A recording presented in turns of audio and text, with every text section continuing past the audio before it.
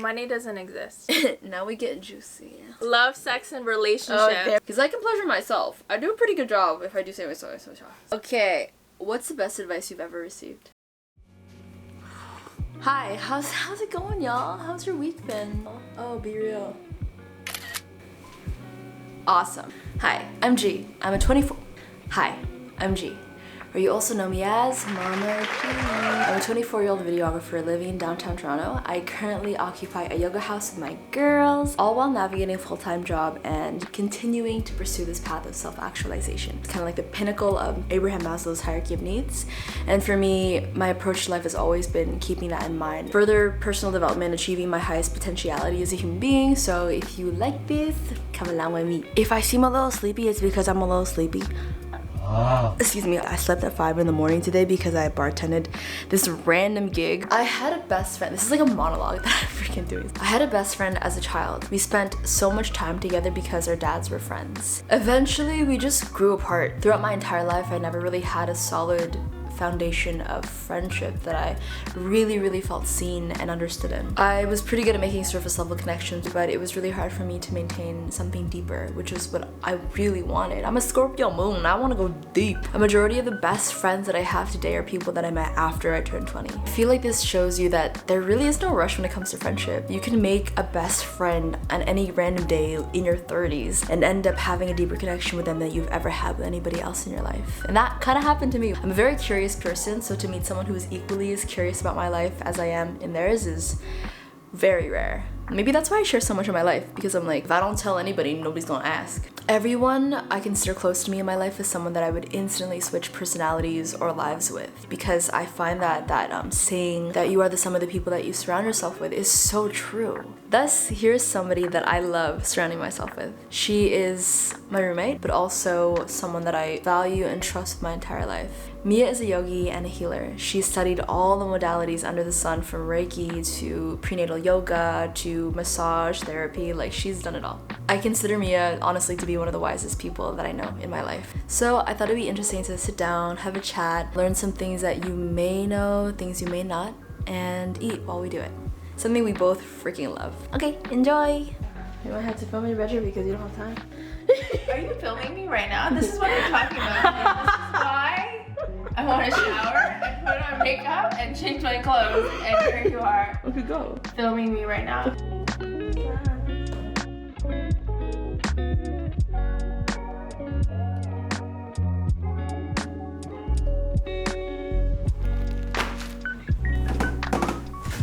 Mia, tenemos un problema. We have a problem. Huh? I'm full. Oh, you're full? Are you full? Of course I am. Oh my god. Yeah, of course. Okay, it's not for me to actually be eating.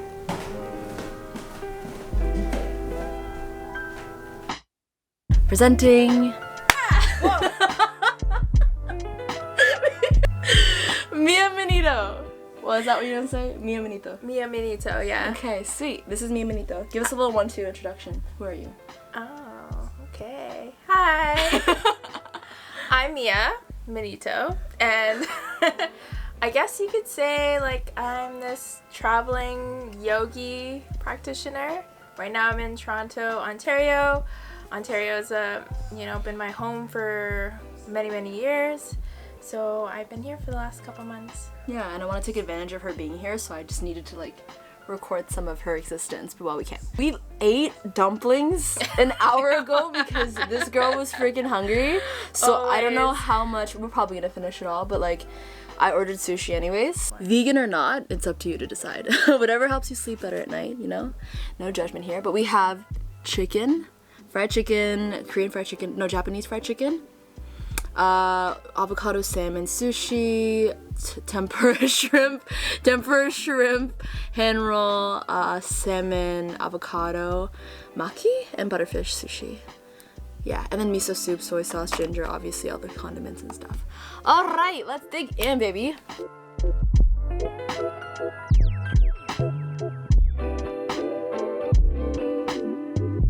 It was literally right here. Why is mine yellow and yours is white? I don't know. That's all buttery and fishy and stuff. I probably won't eat those like yellow If you want to switch, we could switch. Sure. Yeah. It's the same exact order. I know, but like maybe the fish is old. I don't care. Food is food. Switch with me. Yeah. Watch it be way more delicious than yours. I know, right? And like, mine doesn't taste like anything. Yes. Oh, maybe it's just the light, because now these look discolored. I don't have chopsticks, so you guys gonna see me eat. Did you wash your hands? With my Did you wash fingers. your hands, huh? Yeah, see. Oh.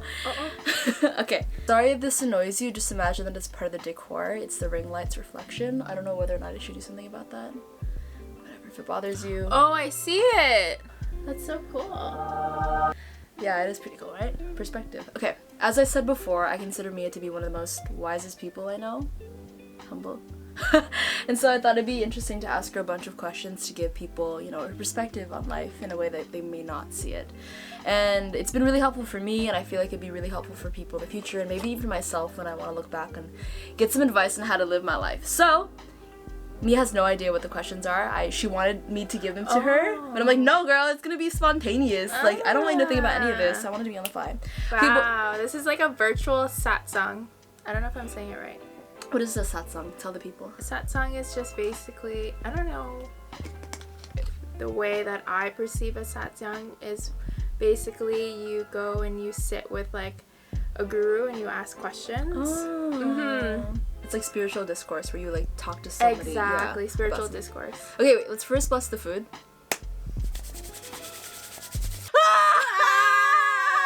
Thank you so much to all of these individual lives, from the chicken to the fish that is vegan, to absolutely every single hand that has touched every part of this meal to nourish us and sustain us and give us the energy to prolong our lives in the most fruitful and loving way. Thank you, thank you, thank you. Thank you. Wow. Okay, let's dig in. Cool. I love me some wing sauce, so I got some wing sauce and some extra ginger. Do you like wasabi? I do like wasabi. Okay, then you can freak that up. I do not like wasabi. You don't like wasabi? I feel like I have an association with the taste now that I just don't like. This is a weird looking wasabi though. It's Korean. Ooh. Why did I do that? You know what's so funny? Okay, random story before we get into all the serious stuff. But I used to play buffet like Fear Factor. Wow. It's like basically you create this dish and you don't tell what's in it, and then you get somebody to eat the dish. So me and my like 3 other girlfriends, it was 4 of us, we would go to this like one Japanese Mandarin? Or is it no, yeah, we would go to like a Chinese buffet, and then we would just create the most like intricate, or like just put the grimiest things together. Ew. And then make each other like eat it at least once. So I was like really rude, and and I hid wasabi underneath You dick. underneath green tea ice cream. You dick. Yes, I did that. Oh my god. Did it look the same? Huh? Did it look the same? It looked the same. Oh my God, so this funny. girl, she's never had wasabi before in her life. She does not like spicy. No. She literally took a bite, and I thought that we were gonna have to take her to the hospital. Like, it was that. Actually, I love how you said this girl. She's not your friend anymore, hey? No. How old are you? I think we were like 17. Oh my god. Yeah, I think 17. Were you rude? Huh? I'm 17. Were you like a bitch? I was like a shit disturber, I'm not gonna lie. What'd you do? Stuff like that. I feel like I want us to get a little bit into like our backgrounds, because people are like, why should we watch you? Mm-hmm. How did we meet? We met maybe a couple years ago. No, we didn't. Just 1 year ago. That's Is what it? the cottage thing was. Oh, true. In this life, 1 year ago. I've known you way longer. Yeah, so There's we no met way. like a year ago at a cottage through a mutual friend. I didn't really know anyone but the mutual friend there, and I think like Angelica, I met her once. And then yeah, it was just like I think 16 of us out there. It was a lot. It was a lot of us girls just randomly meeting. Some of us have met maybe like once or twice before. A lot of us just met that day. Oh my god, I met everyone there. We did a bunch of like cool stuff together, like rituals, meditation, breath work, acro yoga, a little shrooms. When did we do acro yoga? No, you did with Sierra. You were just practicing with Sierra. You were like just started doing acro yoga. Oh, really? You're a little acro yoga baby. Oh, I've been doing it for years. Okay, never mind. Yeah. Yeah, we're just doing a bunch of like yogi hippie things together, and then ever since then we just like we'll just randomly meet up. And then now, fast forward, We live together. we live together. I'm in transition. G's looking to ground yourself.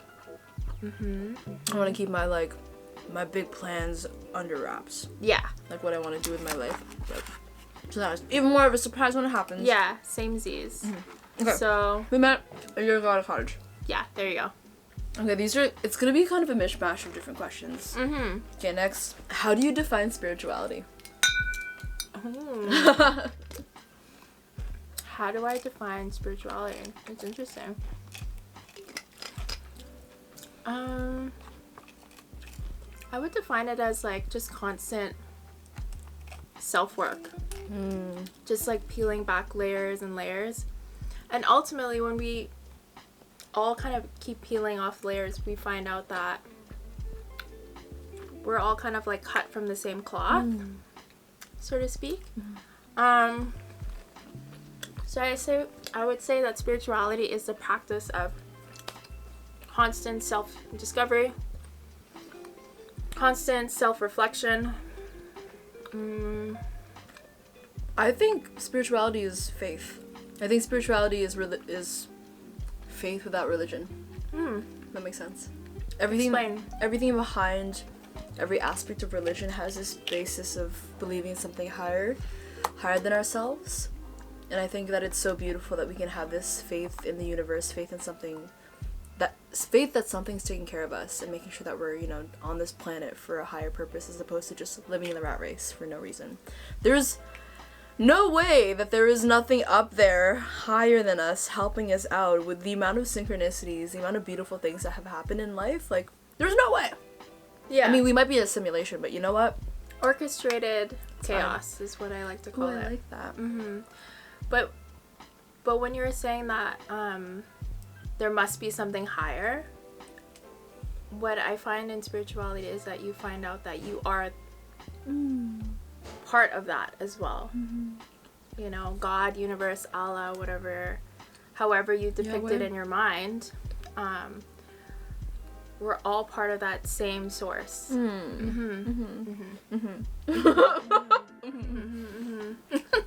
We're all stardust. Okay, we have a bunch of questions, so we've noticed. Is that a lot? Well, first off, let's do a little bit of a 1-2 about you. What's your top 3 signs?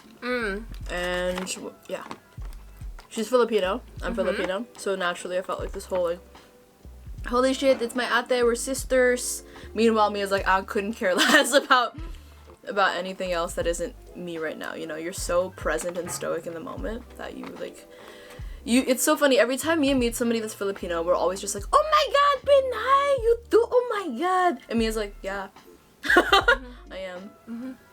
You couldn't care less. You don't feel connected to a culture, huh? Not that I don't feel connected. I just resonate more with different cultures and different places in the world. Because I've been back home to the Philippines, and I found that I had more profound spiritual experiences in other places. Yeah. I find that just the Philippines has been gentrified and, colonized by so many places that we have no culture. There used to be this whole aspect of indigenousness.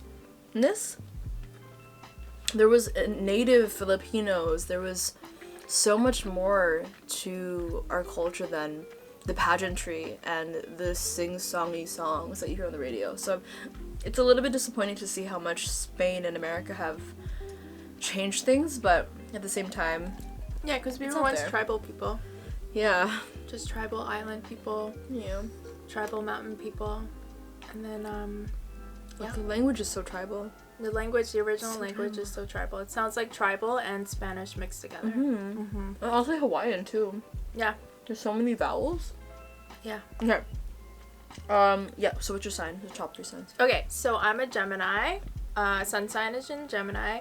Moon sign is in Aries. And then rising sign is in Aquarius. You're an Aries moon? Yeah. Gang, gang.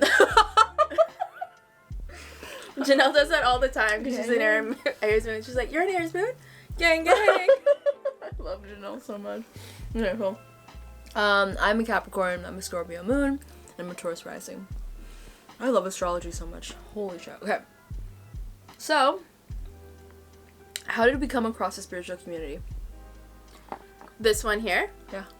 How did we come across? Through my friend Janelle. Me and Janelle, we used to work together. Gang. Yeah, gang, gang. in the industry, in like the food and service industry. So we were kind of in that space of like late nights and being surrounded by people who are drinking and being part of that culture as well. And she has a friend named Sierra. And one day Janelle was like, hey, like I'm staying with my friend Sierra. She just opened up this like yoga house and wanted to come check it out. This was like, I don't know, like 6-7 years ago. Whoa. And I was like, yeah, sure. And I came by and just was like, wow, like this space is like, it was empty at the time, but I knew like it was something like magical. So me and Janelle have always kind of kept in touch, and me and Sierra would always just see each other in passing when we would hang out with Janelle. And then I think I didn't really get really involved in this specific Toronto spiritual community until like that night in the cottage. Oh, Or really? Yeah. Mm-hmm. Oh, that's so lovely. Because I mostly lived outside of Toronto, just like in Markham. So I did a lot of servicing in Vaughan, Stouffville, like York region area. Servicing? Servicing. Servicing? What do you mean? Servicing, like teaching yoga, taking clients. Reiki. Yeah. Massage. Mm-hmm. Okay, yeah, cool. Cool. For me, I'm gonna tell the story another day. It's just too long and extensive for me to say it all in one fall swoop. But there were so many mutual friends that have led me up to this group of people now, but it all started from raving. Like music, like meeting people through the dance scene and going for a week straight of just dancing, going to random condos in the middle that don't do this. But like, I trusted these people, they were my friends, and then eventually I just got tired of it and made a solid group of people. And just met people through people through people through people. I feel like that's how it always works. I'm so thankful. Because it's like that ripple effect. Okay. How would you recommend others to find their spiritual community? Their spiritual community? The first thing I would probably recommend is just to be like completely really honest with yourself.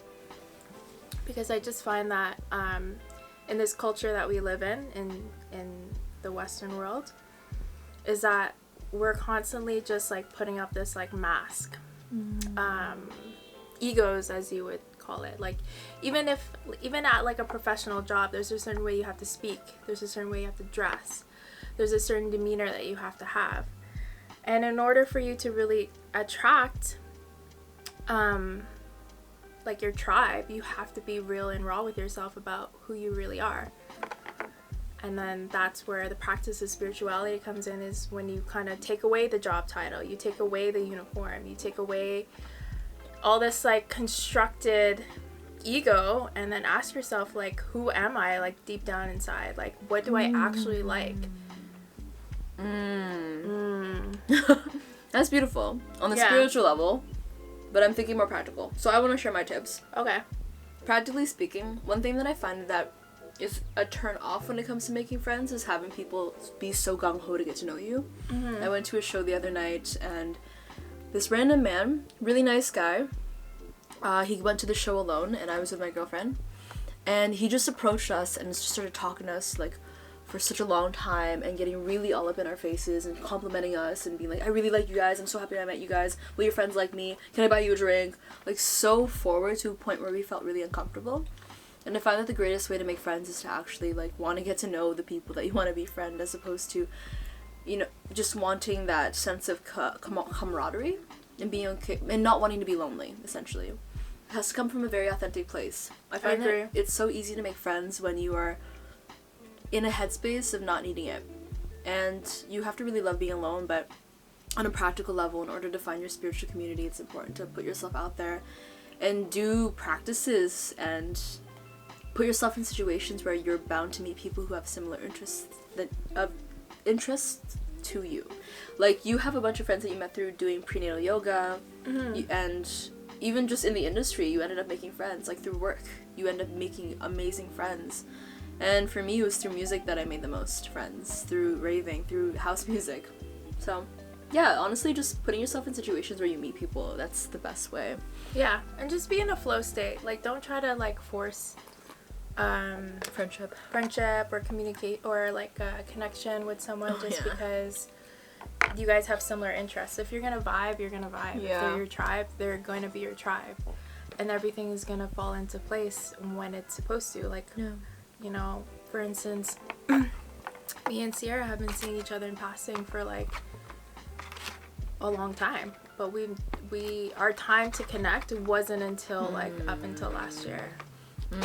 Yeah. And Sierra's a person, she's our girl who, like, facilitates this entire house. We live in our house. She's a yoga mama. Yoga dad. Yoga daddy. Yeah, the daddy. Have some more, huh? I know, I'm eating. Okay. Ooh, is there anything that bothers you about spirituality or the spiritual community? Oh, the spiritual ego. Yeah, the the spiritual ego, the spiritual facade, like the guru ego of, like, oh, I'm so spiritual. Like, I'm so wise, I'm so flexible, I'm so strong. Look at me, look what I can do, look at all my followers that I'm creating. Buy my course. No, stop. People have to sell their... I get that there needs to be an exchange for services, but there is a spiritual ego that I think that a lot of people... I wouldn't say a lot of people. I think everyone kind of goes through it, where they develop this holier than thou, exactly. And I, like, for instance, for me, I did my teacher training, and I didn't decide to teach till, like, 5 years later. Wow. And within that 5 years of staying a student and constantly still learning and constantly always practicing, I found that my friends that were in that industry, that were instructors, were slowly starting to develop this spiritual ego. And I looked at them and I always said, like, that will never be me. I will always be humble. I will always remain a student. I will always be learning, regardless of whether I'm, quote unquote, the teacher or the instructor or not. You know, my students teach me so much about myself. And everyone else that seeks spiritual advice from me, like, I learned so much from them as well. So it definitely is, the spiritual ego definitely is one of them. Another one is just this, like profit-making companies trying to take yoga. No, you have to bleep that out. Yeah.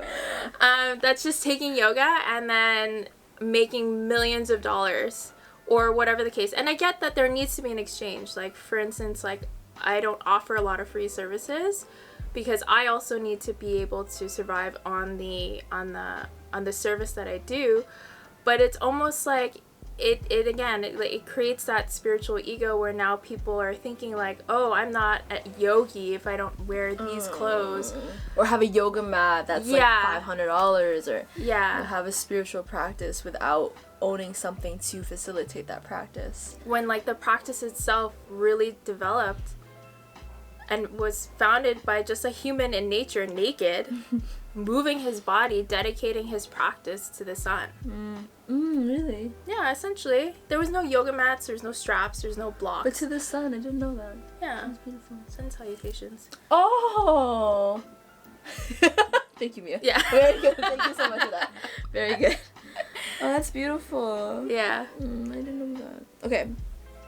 And Yeah, I agree. Spiritual ego is something that I'm learning. It's funny because I have an ego about spiritual ego where it's like... I have an ego about spiritual ego. Yeah, I don't think it's innately good to hate your ego. I think it's a bad thing. I think it's a matter of neutrality where it's like your ego's your ego. Everyone has one. To kill your ego would be kind of... It's ego in and of itself to try to kill your ego. You have to integrate. Exactly. And then naturally it just dissipates, you know? It fades into the background. But yeah. It is what it is. I've been able to garner a deeper sense of compassion for people who have spiritual ego because a lot of people like to feel as though that's their personality, their spirituality. And no shame in the game, I'm sure I do that sometimes too. Like, but at the same time, it's a matter of not making people feel lesser than. You know, I don't like the words conscious because it implies there's the unconscious. I don't really like saying things are low vibrational because that implies that things that are high vibrational are better. It's just different. Everything is in and of itself its own thing. So yeah. Okay, next. How did you get introduced to yoga? I was always like an active child. I always played sports. I was a tomboy. I was always looking for different ways to like move my body. I used to bike ride, rollerblade, play basketball, track and field, like you name it. I was on the team when I was a kid. And then high school came, you know, didn't do much. But I still worked out. I was still that girl that was like working out when she wasn't at school. So I was like, back in my day, I was like at Chapters, I think. Chapters, now called Indigo, but Chapters back then, and was just like going through the DVD section and was like, hey, yoga, cool, like let me try it out. And I was just doing the same yoga sequence for like a couple years, and just like a very simple sequence of like touching my toes and all that stuff, which I couldn't do at the time. And then it wasn't until like my early 20s my best friend was just like, hey, like you want to try this hot yoga thing with me? Like all the celebrities are doing it. Bikram? No, it wasn't Bikram, but it was, again, that mass marketed thing where it's just like, do hot yoga, lose weight, like look great kind of thing. And then so I did my first hot yoga class and was just like, whoa, like that was intense. And ever since then, I just kind of developed my physical practice, my asana practice, which is usually the entryway into the whole yoga experience. Sick. Yeah. How did I get introduced to yoga? I feel like I've always been surrounded by the culture of yoga. Even when I was a kid, I had my best friend take me to a class, and I'm like, what is this? Like, this is like just stretching. And I did it, and I never really touched it again until, I guess, in the past few years. I got really into Ashtanga. During the pandemic, it was so helpful for me to have that structure of that masculine practice. And now being certified, I feel like it's a prerequisite for my day to even start to stretch and integrate yoga into my life. It's so important. I feel like this is the one thing that's going to help us age so beautifully. To actually like, and plus we're Pinoy, so like, but it's going to help us age beautifully because we take care of our muscles. We allow them to, you know, stretch and yeah, grow. Okay, now we're talking business. How do you feel about money? How do I feel about money? This is going to be a very unpopular thing. We like that. Money doesn't exist. It's really just invisible numbers. Unless it's like actually backed up by tangible things, like you're just playing with numbers. Because it used to be backed by gold. It used to be backed up by gold. Now it's not. Now it's just backed up by debt. So debt, credit, and money is all the same. Money. Invisible numbers. So buy crypto. Not to say buy crypto, but I just wouldn't like live your life chasing these numbers. You know, they're just numbers in the end, and That's like true. You could create numbers very easily. But people like to have this emotional attachment towards the money. They're like, oh, I worked so hard for this money, and that just makes you feel very negative about doing anything with that money, and you just hold on to it, and you hold on to it for dear life till a point where like inflation hits every year, you know, and you hold on to that money for 50 years. That money ain't worth it in 50 years. So. Yeah, that's true. Invest. How do I feel about money? I feel like for me, my relationship with money is definitely changing. I used to feel as though I was tied to the hourly wage in order to actually be able to take care of myself, and growing up not so wealthy, I had this really deep I had a deep association with the fact that money was survival, and you had to work really hard in order to survive. But the more I surround myself around Mia, and the more that I live my life, and the more I earn and do jobs that make money so quick to come, I recognize that it really is so simple. It really is so freaking simple. I plan on investing more and more, but it's this compounding growth where it may be hard to make your first 1,000, first million, but I know after that it just becomes easier and easier and easier. So I'm actively working to make that happen. Plus, it's crazy seeing people make millions of dollars, hundreds of thousands of dollars, like putting in the work, focusing, but also doing things that are actually really simple. It's just a matter of like taking the time to do it. Like, yeah. Yeah, and you can still make money off your passions. I mean, you have these 19-year-olds like making money off TikToks, for God's sakes. Like, yeah. It's just a matter of like consistency in what you're doing, you know, in everything. So if you're, you know, consistent in your yoga practice, obviously the spirituality begins to deepen and the body gets stronger and more flexible. And it's the same thing if you're consistent with your reading, all of a sudden you're reading faster, you're going through books faster. Like, if you're consistent with making money, however you're making money, you know, that will also grow. So it's consistency, and with consistency comes with discipline. With discipline comes growth. With discipline comes What are you saying? I'm saying like with consistency, you have to learn discipline. You know, you can be motivated, but you have to be disciplined. Meanwhile, before we film this video, I'm like, I'm getting tired of YouTube. Nothing's happening, but I know that it takes time. One video in. I know. I'm over it. I'm done. I'm done. Even though it's October. I can't believe it's been a year. That's crazy. Okay. Have you been doing YouTube for a year? Yeah, since January this year. I did one video every single week. Okay, what do you think most people need to understand about money from a young age? That it's really not that hard, and you don't need to create this emotional attachment to your money. Ooh. Yeah. Find people tend to make an emotional attachment when they feel as though it's necessary for survival, and they can't survive without it. Essentially, you like learn, like your parents will project stories onto you about money. And if you want to generate money, study from the people who do it with ease or have been successful with money. So that would probably be the best advice I would give to young people about money. If you want to learn how to make it, study the people that made it and ignore the stories of people that don't have it. You know? I love that. Yeah. And what has been the greatest method for you to obtain financial abundance? I mean, I'm still working on it. I'm definitely like not in a super rush. I'm kind of in this like really cool place where I'm like letting go of my things, and having less is just like living more simple, and it's just been a lot more like better. It's just been better. Sorry, what was the question? And I'm going off. I mean, I guess I can speak for you really quick, but you dabbled in real estate, cryptocurrency, and before you worked in the industry as a server. Because yoga ain't cutting it. Right now I am making the yoga salary, I guess. Which, $3 an hour. Yeah, which sometimes isn't the most lucrative. So as a yogi, I have learned to try to make money on the side. But like things that I've made money on so far is like, yeah, real estate, crypto, and yeah, working the industry. I worked the industry for pretty much all my 20s, and I really just like tried to maximize my time in the industry by learning from people who had money, not corporate cards, not like company cards, the people who actually own the company, the people who actually own the landmines of like gold and silver and like lithium.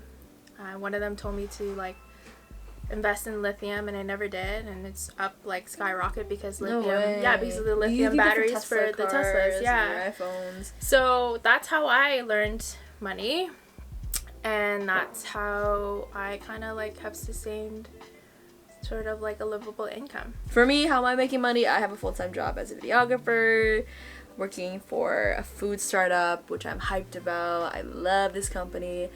And yeah, and freelancing on the side, and someday YouTube. I keep trying to manifest every time I'm in the camera. I'm like, thanks to my sponsors. If you want to sponsor me, hit me up. Okay. Would you have redone anything in your life if you could? In terms of like your financial career? In terms of my financial career, I probably wouldn't have started teaching yoga so late. Maybe I should have started a little bit earlier, and maybe my career would have been a little bit more progressed than where I am now. But in terms of money, I mean, we all make mistakes. You know? Yeah. There's definitely like an investment project that I shouldn't have invested in, and I should have done my research and due diligence a little bit more, but I was just too overexcited. Like a condo like a condo that so essentially like I invested in this condo in 2018. Made it sound so like perfect, beautiful, like yeah, I'm gonna hit $1 million by the time it goes up. Didn't have a real estate that a real estate agent that I would say I'm confident in. She was just my friend. I did all the research myself, and she would just like tag along for the commission and give me a cut for the commission. Like that's how our dynamic worked. So it's not like she even really did any research on the project. Anyways, COVID happened. I didn't hear from them. They have at least like $80,000 of my money, and I'm like hunting them down, trying to like find out where the office is, numbers I can call. Nobody picks up, like nothing, just ghost. And I was like, okay, what is going on? So then I started to look up any realtors that were selling the same project and pretended like I was interested in buying the project. Oh, smart. Yeah, and then that's how I found out that the project was canceled and that they're actually trying to send out everyone's deposit back. But they didn't send me any of my notifications because they were sending it to the wrong address, meaning they were going to send my deposit to the wrong address. Anyways, long story short, I actually looked into the company now. Like, during that time, I finally looked into the company.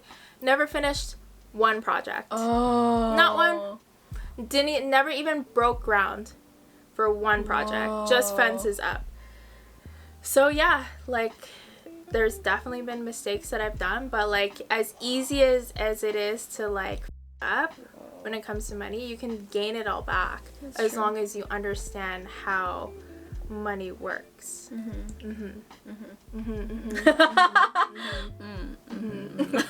Noted. Do your research before you buy it. Now we get juicy.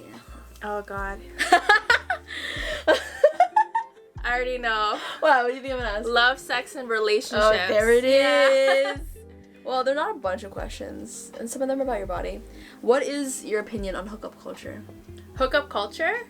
I think it's an experience, but I do feel like it's just kind of been taking over the dating world, where it's no longer the dating world, it's the hookup world, you know? And it's just like, yeah, hookups, like, it's like I said, it's an experience at the end of the day, but it's just like, if you ever want anything meaningful in your life, like you're gonna have to spend more time with a person and on other levels in sex. It's like, you know, in our parents' generation, it was just like dating for long, then having sex. Or no, dating for long, getting married, buying a house, then having sex. Jesus. Now it's like, hey, you wanna come over? Yeah, it's just like, it's kind of sad when some men, I'm not going to speak for all, will approach me and make it sound like they want to date me, but the first way of asking me out is asking me to like come chill at my place. It's take me out on a proper date. Yeah. Treat me like a freaking woman. And that's what I'm teaching a lot of the like girls nowadays, is that if he's not taking you out on a date, if he's not planning a date for you, then that should already tell you what kind of man he's going to be going forward for you. Absolutely. I've had a really big back and forth about this aspect of hookup culture because I used to love it. I had a phase where I did it for a little while just so that I could experience it, but the older I've gotten, the more I've felt emptier and emptier after I would hook up with somebody because it didn't feel as natural. Oh, and I remember I was talking to a friend recently about this yearning for intimacy or just even a relationship in general, and how like I met somebody really briefly, nothing ever ended up happening with this person, but it was implied that we would hook up. And my friend was just like, it should be more of your priority to have fun with a person as opposed to whether or not the sex is great, you know? You should actually see if you have more of a connection that's deeper than the physical. before anything could even actually happen. And thinking about that, I'm like, that's so freaking true. I'd rather laugh with someone as opposed to hyperfixate on how much pleasure we can derive from each other. Because I can pleasure myself. I do a pretty good job if I do say myself. It really is a matter of having fun with a person as opposed to hooking up with them. Yeah, you actually have to like the person. Yeah. For them to enter you. For you to enter them. Yeah, or you enter them. Like, do you actually like this person? Not like, oh yeah, we have a great time. Oh yeah, he's cute. Oh yeah, she's got a great ass. Like, do you actually like each other? And how often have you met somebody that, like, you meet them at first, you're like, you're attractive, and then you get to know them and you're like, never mind. Like, you're completely unattracted to them after you get to know them. Oh, interesting. Right? So it's like when you just hook up with a random person, you have no idea who they are and you don't know how much you actually wouldn't like them. But then because you have had sex with somebody, the oxytocin is so, like, you've already made you've already made this association that you like them, when it's like you probably wouldn't even spend an hour of your time with this person if you weren't already chemically hooked to them, you know? Yeah. Okay, next. Oh, I'm getting tired. Do you love your body? Yes, I do. Oh. I do. And that's a really interesting question, because I noticed this when I was in my early 20s. Me and a couple girlfriends, like, some days that's all we would talk about. We would just talk about things that we didn't like about our body, to a point where I just had to, I like took a step back for a second and then asked the girls, like, can we please have a day where we don't talk about our bodies? Oh, wow. You know? And obviously, like anything that you have for a long period of time, like, you start to notice, like, the little cracks and the wear and tears and stuff like that, because you've just been looking at it for, like, every day. But you have to love your body regardless of whatever shape, regardless of whatever condition it's in, because you only have one. Yeah. You only have one. Yobo. You only have one body. You have 10 fingers. You use one finger. You only have 9, and there's no growing it back, you know? True. So it's just like, yeah, just love your entire body regardless. Even if you're injured, especially if you're injured or experiencing pains. Yeah. Love your body. Your body will love you back, and you guys can work together to create a better relationship. Yeah.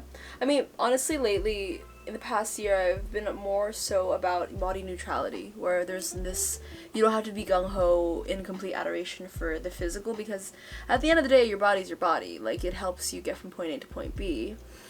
And to have this association that you're meant to fall in love with it is so much pressure for a lot of people, where it's like, yeah, you don't have to be in love with every little bit of piece of it. It's your body, but why can't we perceive it as that, just the physical, you know? Yeah. Why can't we just have a neutral outlook on it?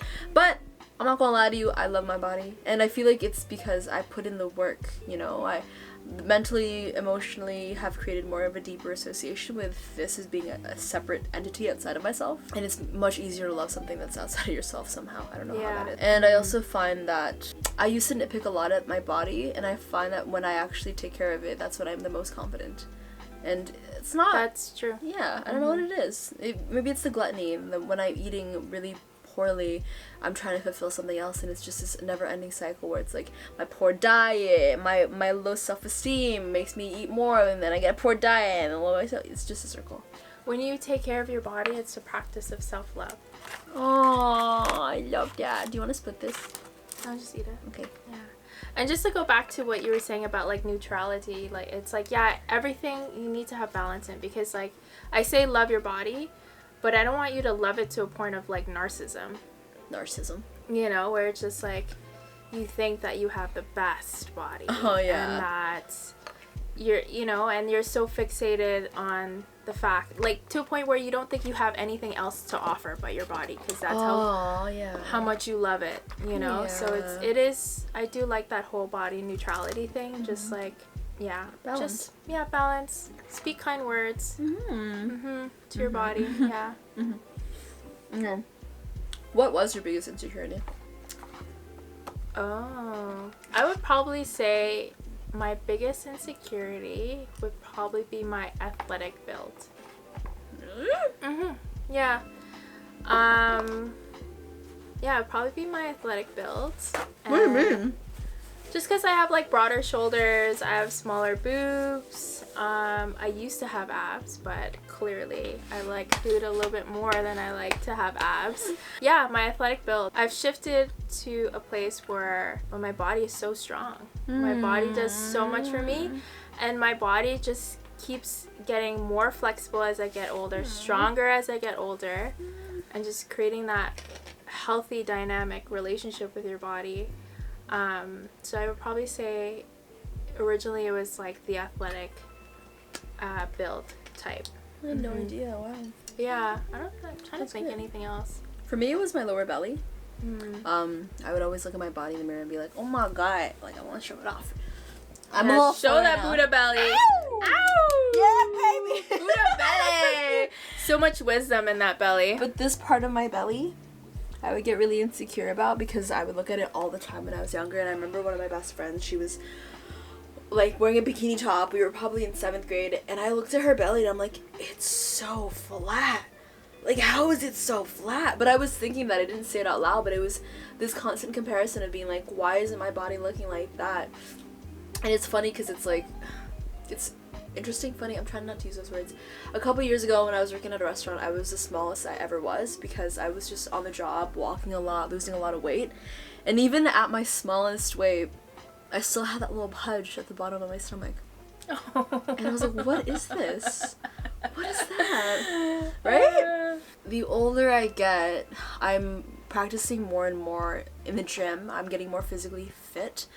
And I noticed that, like, I check out my body every single morning, you know, to check my progress. And I would tuck away my lower belly. And I did this the other day, and I'm like, I don't like it.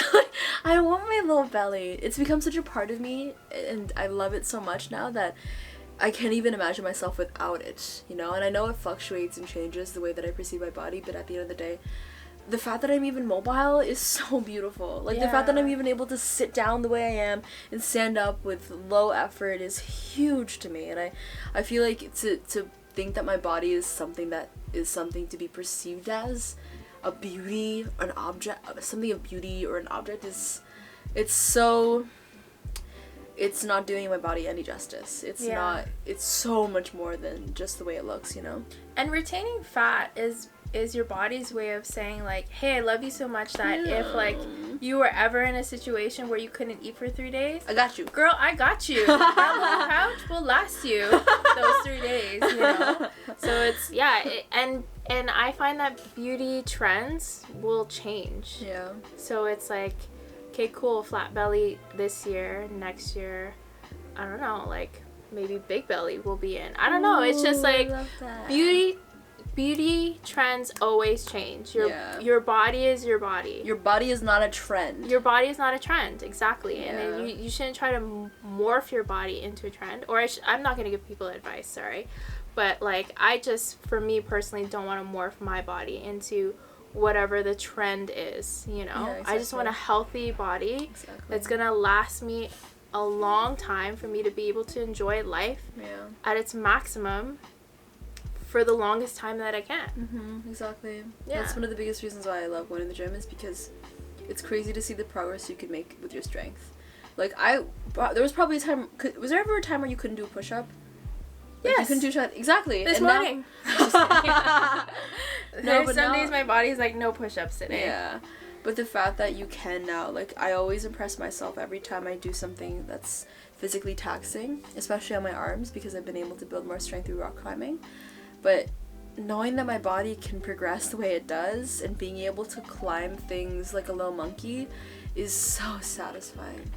It is so satisfying. And I'm so surprised and amazed at my body every time I do something like that, because, you know, you just push yourself further and further every single time, and it'll surprise you. Yeah, and being thick in the right areas is just a bonus, you know? Okay, what's the best advice you've ever received?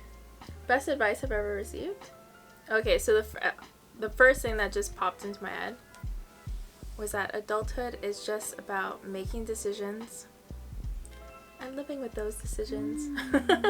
As simple as it sounds, there are times in your life where you think, like, oh, I could have done this different, I could have started that earlier, I could have done this, I could have done that, and you go through this vortex of, like, what if? Speaking as a Gemini. Yeah.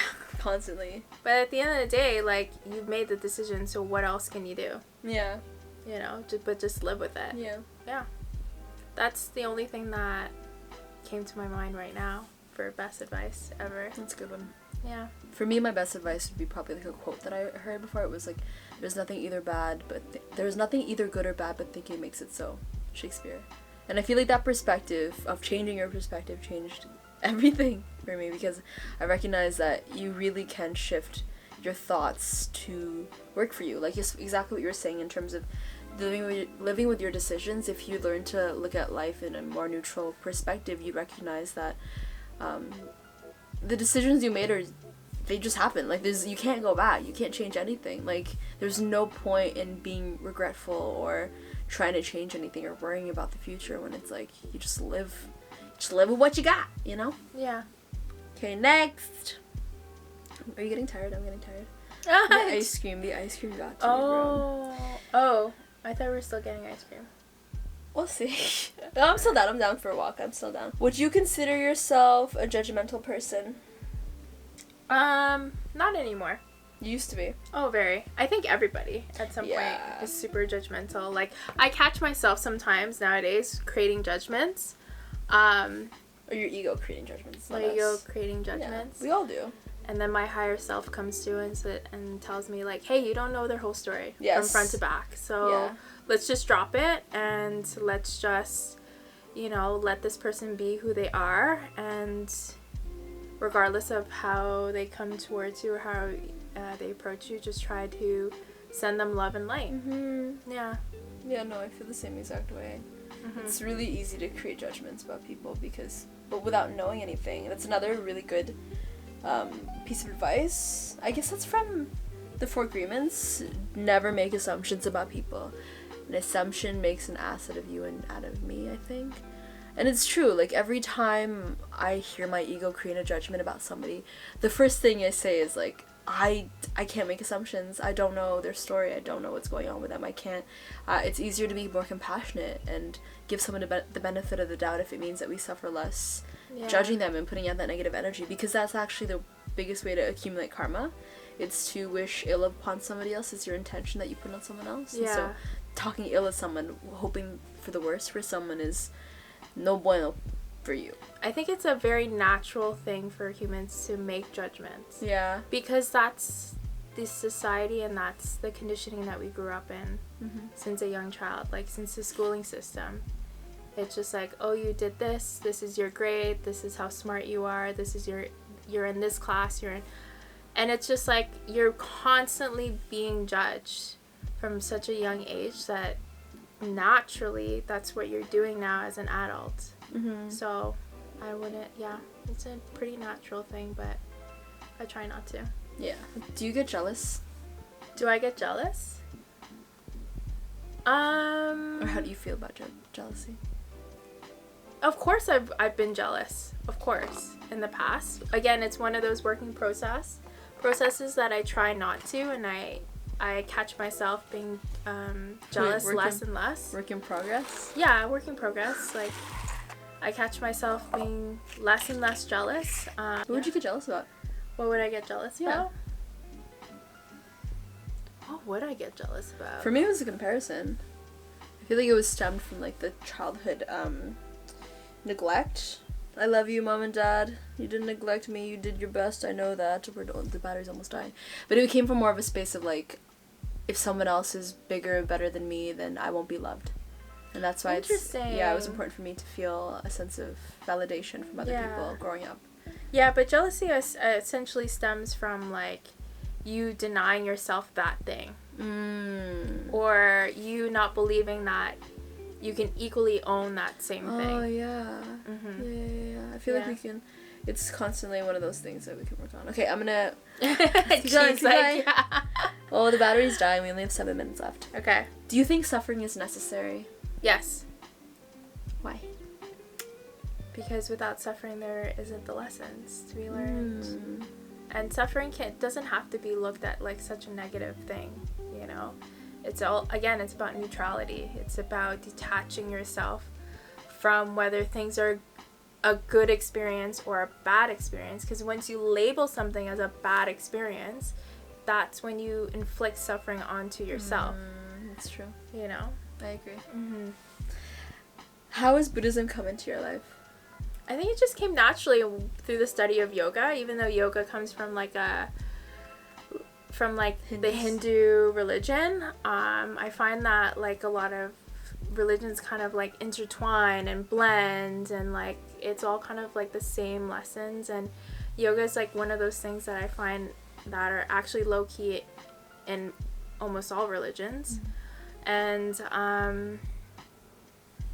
how do I incorporate it in my life? What's the question? I was just wondering how you got introduced to it. I feel like I've always been intrigued by Buddhism. I feel like it came into my life naturally. One of my past lives apparently was as a Thai man as a Buddhist man in Thailand. I remember the first time I ever read this book called Addicted to Love when I was going through a pretty tumultuous relationship. It incorporated so many factors of Buddhism that made so much sense to me, and eventually it just became baseline for me to study more and more of it, to recognize that it is such a big part of my life and the way that I live my life. I would say Buddhism was introduced to me probably through my own suffering. Wow. Through my own suffering, through my own depression, seeking answers. And I think that's kind of how I kind of stumbled into the Buddhist culture. What was your first spiritual awakening like? What my first spiritual awakening was like? Suffering, crying. Really? It was just suffering, crying that you got through that? Yeah, it's my first spiritual awakening came from me really breaking down me, like the person that I created, and why I was the way that I was, certain tendencies, certain reactions that I had, like where did they come from, where did I learn it from? And you know, spiritual awakening, everyone kind of like labels it as this like la-di-da floating off into the ether, when in my opinion spirituality is learning how to stay grounded in the chaos, grounded in like the very extreme highs and the very extreme lows and everywhere in between. So yeah. My first spiritual, thank you for sharing. Yeah, you're welcome. My first spiritual awakening was, I was 19 years old and I was in my bedroom and I was watching a video by Leo from actualize.org, and he described this one part that just like blew my mind, and from that point forward I could never look at life the same. It was intense. Okay, last question. Where do you see yourself in 5 years? Where do I see myself in 5 years? Yeah. Truthfully, hopefully, my plans will will come in, but just not in Canada. Yeah, like in 5 years I just hope to be where I think I will achieve my highest self. Wow. Yeah, I wouldn't say achieve my higher self, but like grow towards my higher self. That's where I hope to see myself in 5 years. Wow, dude. Yeah. I have no idea where I'll be in 5 years. Maybe having a kid. Who knows? Ooh. Going a little baby in that pouch. In that little pouch. That little baby pouch. Honestly, at this point in my life, I'm so free flow about what's going on. All I know is that I need to focus on my career. Everything after that is just a bonus. Okay. Thank you so much, Mia, for eating and chilling and talking with me. I really appreciate you sharing your energy. You're not a physical touch person, but come on. Aww. I still like hugs. Do you? Yeah, I'm just not really like a cuddler. Okay. Unless you're my boo. Cool. Let's go. Let's get ice cream. Perfect. Bye.